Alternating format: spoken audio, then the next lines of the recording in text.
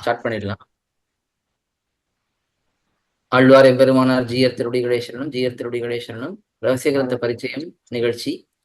அதிலே ஒவ்வொரு சனிக்கிழமை தோறும் சந்தேக நிவர்த்தி பண்ணிக்கிறோம். சந்தேகன்றதால கேட்டு அது தெளிவுபட்டுக் கொள்ளலாம். இப்போ சீவசன குணம் அதை அனுபவிச்சுட்டு இருக்கோம். ஏதாவது சந்தேகன்றதை கேட்கலாம். ஸ்ரீமதி ராமானுஜ நமக. தாசன் சுவாமி, எனக்கு ஒரு சந்தேகம். இப்போ இவ்வளோ காலமா நம்ம பிரபத்தி பத்தி, அதோட அங்கங்கள், அதோட உபாங்கங்கள், சரணாகதியோட மார்க்கம், அது அது அது நமக்கு உபாயம் கிடையாது. அது வந்து வெறும் அதிகார விசேஷம் மட்டும்தான் பாக்குறோம். அதுக்கு சில உதாரணம் எடுத்து காட்டுறார் சுவாமி. எடுத்து காட்டுற இது மாதிரி சீதா பெரட்டி இப்படி பண்ணா, அப்புறம் வந்து திரௌபதி இப்படி செய்தாலும், அப்புறம் வந்து அந்த பிள்ளை திருநறு பெருமாள் மன்னிக்கும் பிள்ளை திருநறியூர் சுவாமி இப்படி செய்தாருன்னு சொல்றோம். ஆனா இதுல எனக்கு என்ன அடியனுக்கு என்ன சந்தேகம் அப்படின்னா, இதுல ஏன் வந்து சுவாமி வந்து விபீஷண ஆழ்வானையே விட்டுட்டார்? அதையே உதாரணமா இருக்கு. ஏன்னா அவரும் சரணாகதி செய்தார் இல்லையா? அதையே உபாயமா எடுக்கல, பட் சரணாகதி செய்தார், ராமன் சரணாகதி செய்தார்னு சொல்லி அதையே அவர் வந்து உதாரணமா எடுக்கல. அதை விட்டுட்டு பிள்ளை அந்த அவரையும் மற்றவரையும் வந்து இந்த ஜடாயு மகாராஜர் சொல்லும் பொழுதும், அப்புறம் இந்த பிள்ளை பெருமாள் திருநறியூர் அவரை சொல்லும் பொழுதும் சரி சொல்றாரு. பட் ஆனா விபீஷண ஆழ்வானையே ஸ்பெசிபிக்கா எடுத்து சொல்லலன்றதுதான் அடி என்னோட சந்தேகம் சுவாமி. அதுக்கு ஏதாவது ரீசன், அதுக்கு ஏதாவது வந்து காரணம் இருக்கா ஸ்பெசிபிக்கா? இல்ல அதை நம்ம சொல்லக்கூடாதுன்னு அவர் தவிர்த்துட்டாரா? இல்ல சொல்லக்கூடாதுங்கிறது அதாவது இந்த குறிப்பிட்ட சூத்திரம் ஒரு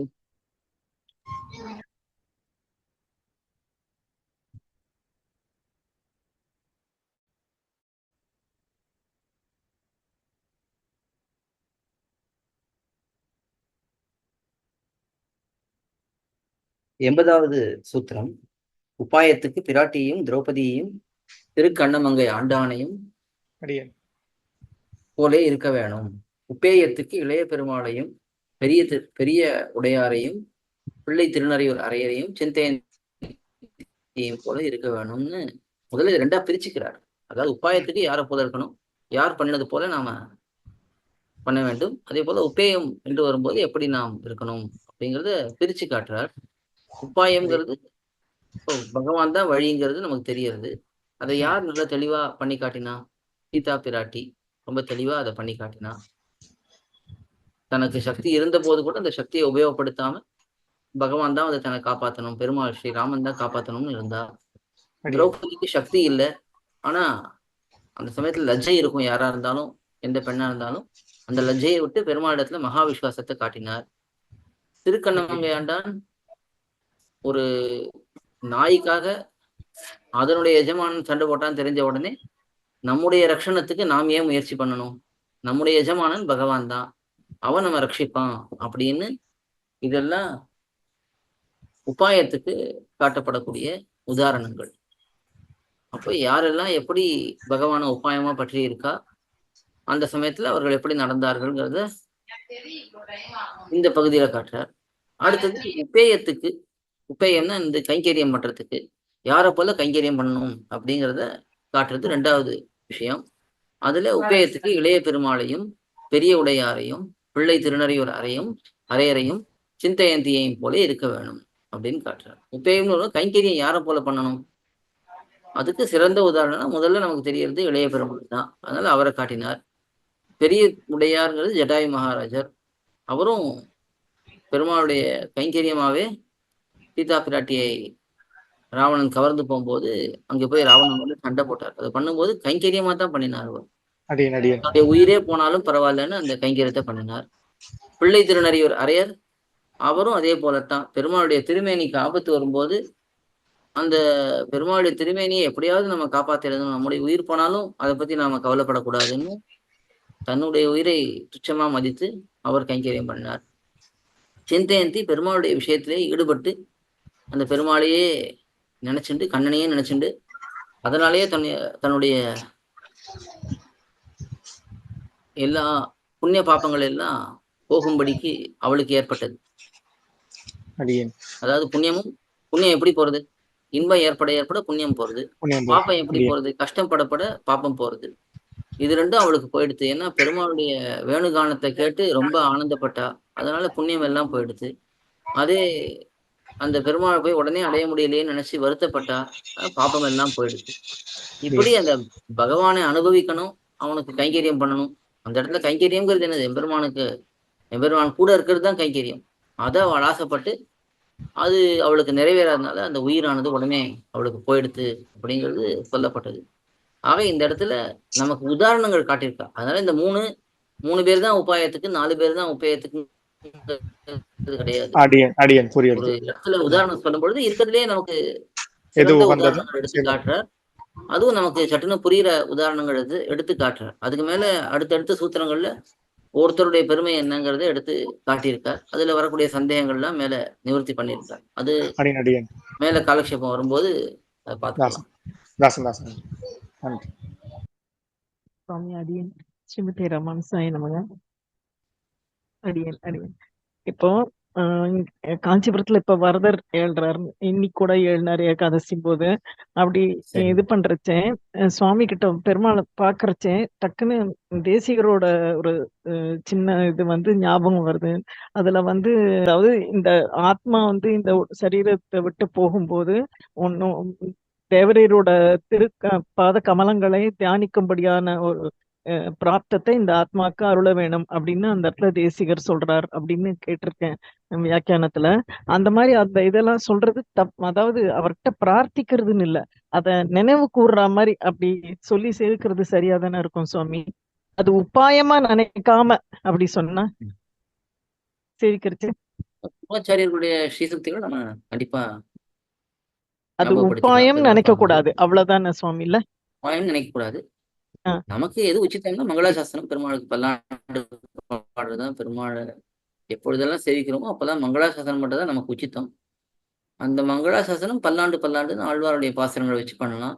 இல்லை பூர்வாச்சாரியருடைய ஸ்ரீசூக்திகள், அதுலேயும் எந்த ஸ்ரீசூக்திகள் முக்கியமா நமக்கு மங்களாசாசன பரமா இருக்கும் அதை எடுத்து விண்ணப்பம் பண்றதுதான் பெருமாளிடத்துல சொல்றதுதான் நல்லது. ஏன்னா ஒவ்வொரு சமயத்துல ஒரு ஆச்சாரியர்கள் ஒரு பாவத்துல ஒரு பாசுரங்கள் சொல்லியிருப்பா. ஆழ்வாருடைய பாசுரமே இப்ப 4000 பாசுரங்கள் இருக்கு. 4000 இல்ல, சரியா முன்ன பின்ன இருக்குன்னு வச்சு. அதுல எது நமக்கு முக்கியமா சொல்ல வேணும்னா பல்லாண்டு, மாரிமலை முழஞ்சில், இதே போல அன்னி புலகமழந்தாய், இதே போல குறிப்பிட்ட பாசுரங்களை தானே எடுத்து எப்பொழுதுமே நம்ம சொல்லணும்னு பெரியவர்கள் காட்டியிருக்காங்க. அதே போலதான் ஸ்தோத்திரங்கள்லயும் எத்தனையோ ஸ்லோகங்கள் இருக்கலாம். ஆனா நமக்கு மங்களாசாசனபரமா இருக்கக்கூடிய ஸ்லோகங்கள் எடுத்து பெருமாளை பார்த்து சேவிக்கிறது உச்சிதமா இருக்கும். அடியன் சுவாமி, பாக்ய சுவாமி, தன்யோஸ்மி சுவாமி.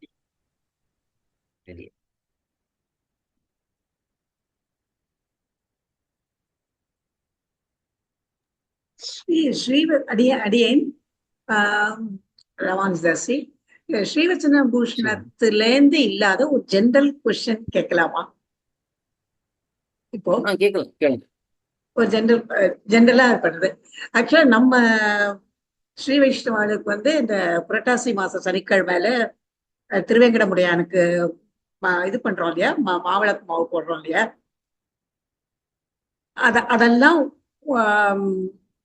ஐ மீன் பண்ணணும்ன்ற அவசியம் இல்லைன்றது நம்ம சொல்லுவோம். பட் ஜென்ரலா சோஃபார் பண்ணிட்டு இருக்கோம் இத்தனை வருஷமா இங்க. அது நான் யூஎஸ்ல இருந்த போது குழந்தைகள் ஆத்துல நான் பண்ணிட்டு இருந்தேன். இப்ப நான் இங்க மெட்ராஸ்க்கு வந்திருக்கேன். ஸோ இங்க நான் பண்ணேனாக்கா அங்க குழந்தைகள் பண்ணணுமா, பண்ணாட்ட பரவாயில்லையா? இது போல விஷயங்கள்லாம் முதல்ல நம்ம பண்ணணுங்கிறதே நமக்கு கிடையாது. அது தெரியும். இருக்கும்போது அதுல ஒரு விசாரமே வேண்டாம்.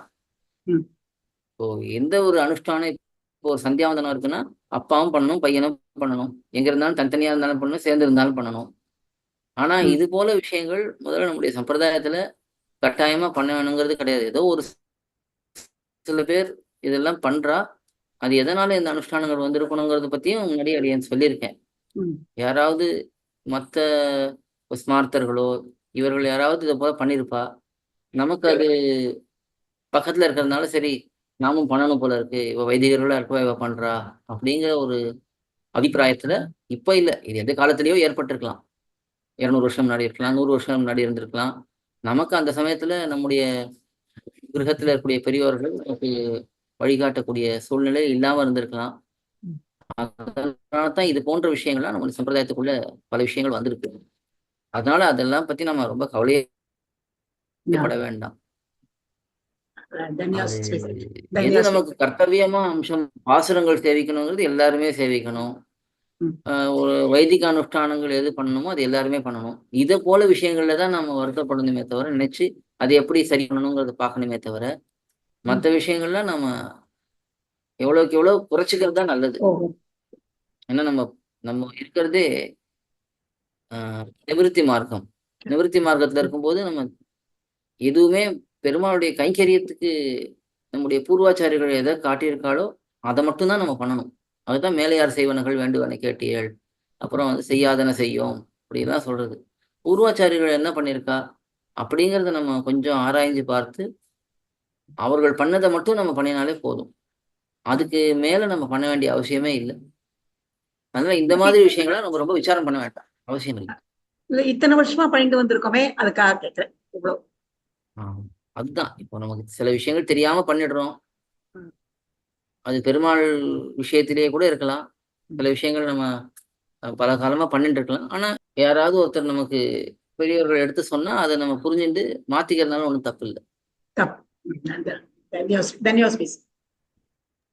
அடியனுக்கு ஒரு சந்தேகம். ஆனா அது ஸ்ரீவஷ்ண பூச்சனத்துல இல்ல, குரு பரம்பரை. ஒரு அதுல ஒரு சந்தேகம் கேட்கலாம் அடியன்? கேட்கலாம். தாசன், இப்போ குரு பரம்பரை சொல்லிட்டு போது எம்பெருமானார் வந்து பங்குனி உத்திரத்தன்னைக்கு நம்பெருமான் முன்னே சென்று திருமுகத்து முன்னே சென்று திருவடியில் கத்துத்திரியம் சாதித்தார். அதனால இன்னைக்கு வந்து இது கத்துத்திரியம் சாதித்து எல்லாரையும் எல்லா ஜீவனும் உய்வித்து எனக்கு வந்து இத மோட்சத்தை பிரார்த்தித்தார். அப்போ எம்பெருமானார் பிரார்த்திக்கும் பொழுது அன்னைக்கு கத்துத்திரியம் சாதிச்சிட்டார் எம்பெருமானார். அதுக்கு முன்னாடி இருக்கிற ஆச்சாரியர்கள், பூர்வாச்சாரியர்களுக்கெல்லாம் மோட்சம் கிடைச்சது அப்படின்னு அர்த்தமா? இல்ல இனிமே வரப்போறவர்களுக்கு தான், இனிமே வரப்போறவர்கள் நம்மளுக்கு தெரியறது, நம்ம அவரை முன்னிட்டு தான் வந்து பண்றோம், பஞ்சசம்ஸ்தானம் பண்ணிக்கிறோம், மோட்சம் கிடைக்கிறது உறுதின்றது தெரியறது. ஆனா உறுதி கொடுத்துட்டார், நம்ம பெருமாளும் உறுதி பண்ணிட்டார். ஆனா அவருக்கு முன்னாடி போன பூர்வாச்சாரியர்கள்லாம் மோட்சம் தான் போனார் அப்படின்னு. ஏன்னா திருமுடி சம்பந்தமும் பெரிய நம்பிகளிடத்தே இருக்கு, அப்புறம் பெருமாளாரையர் அவரிடத்தும் இருக்கு, அஞ்சு ஆச்சாரியர் இடத்தும் திருமுடி சம்பந்தம் இருக்கு, பின்ன நம்மளுக்கெல்லாம் எம்பெருமானாரோட திருவடி சம்பந்தமும் இருக்கு. அப்போ இவர் சாதிச்சதுனால நம்மளுக்கு மட்டும்தான் மோட்சம் உறுதியா, இல்ல ஆச்சாரியர்களுக்கும் மோட்சம் உறுதியா? ஏன்னா எம்பெருமானார் வந்து அப்பதானே சாதிக்கிறார். சோ அதுக்கு முன்னாடி அவர்லாம் போனார்னு எடுத்துக்கலாமா? இல்ல அவருக்கு அப்ப வந்தவர்கள்லாம் மோட்சம் கிடைச்சிருக்கு, அவருக்கு முன்னாடி வந்தவர்களுக்கெல்லாம் இது இது சந்தேகப்படுற மாதிரி அடியேன்னு கேட்கல, ஒரு ஒரு சந்தேக நிவர்த்திக்காக கேட்டுக்கிறேன். ஏன்னா அது அவளுக்கு வந்து கண்டிப்பா கிடைச்சிருது அப்படின்னு வச்சுக்கலாமா? இல்ல எம்பெருமானார் சாதித்ததுக்கு அப்புறம் தான் அவளுக்கெல்லாம் மோட்சம் கொடுத்தார் பெருமாள் அப்படின்னு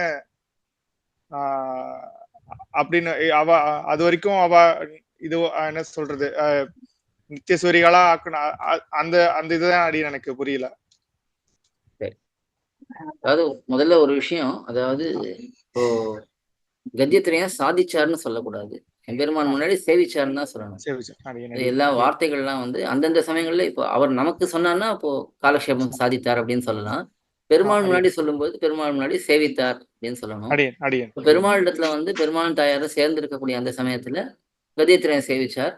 அதனால அந்த கத்தியத்திரையம் சேவிக்கும் பொழுது தனக்கு எம்பெருமானாருக்கு முதல்ல எம்பெருமான் சரி உமக்கு மோட்சத்தை கொடுக்குறோங்கிறார்.